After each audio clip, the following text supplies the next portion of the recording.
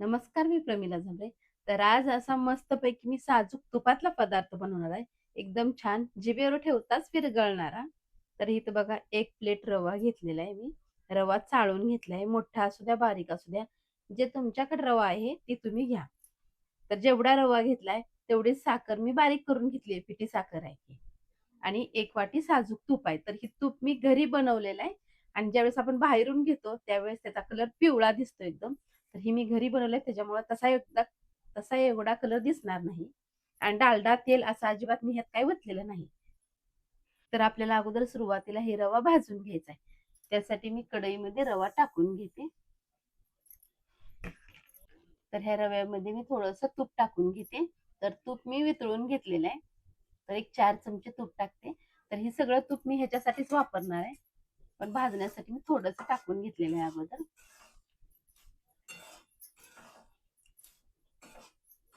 तर बघा रवा आपल्याला छान असा भाजायचा आहे.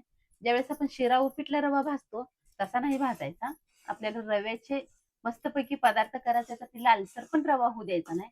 रवा फक्त फुगला पाहिजे, फुलला पाहिजे आणि छान असं भाजला पाहिजे. त्याच्यामुळे आपल्याला थांबायचं नाही उलटण्यानं रवा हलवताना आणि करपू द्यायचं नाही, डागू द्यायचं नाही रवा. तर बघा पहिलं तूप टाकलेलं सगळं ह्यातलं संपलेलं आहे. तर आणि थोडस मी आता हे तूप टाकून घेते.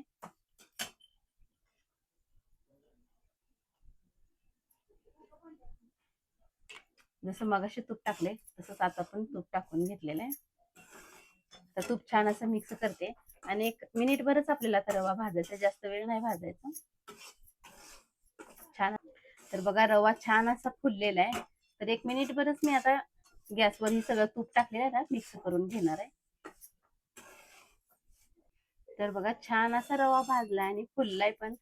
तर इकडपासून मी हलवलाय. कुठं सुद्धा असा लाल होऊ दिला नाही किंवा डाग सुद्धा रव्याला पडू दिलेला नाही. आता गॅस बंद करते. ह्यात जी साखर घेतलेली आहे, जेवढा रवा आहे तेवढी साखर घेतली आहे. तुम्हाला जर कमी गोड खायचा असेल तर रव्यापेक्षा थोडीशी साखर कमी घ्या. तर मी गॅस बंद केलाय आणि साखर टाकून घेतली. तर आता 1 मिनिटभर साखर छान अशी सगळ्या रव्याला मिक्स करून घेते.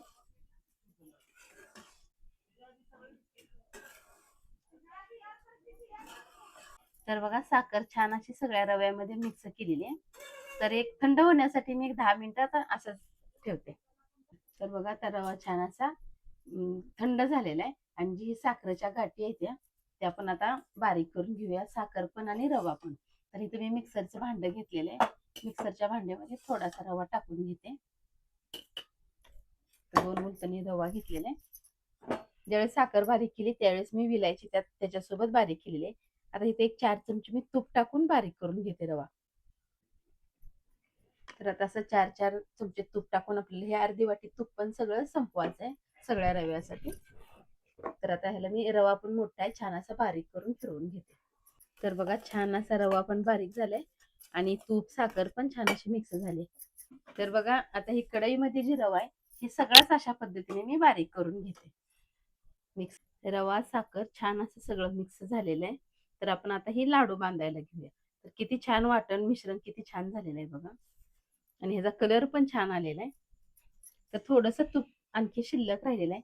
तर हे सगळं तूप मी आता ह्यात ओतून घेते. सगळं तूप ओतून छान असं हाताने मिक्स करते.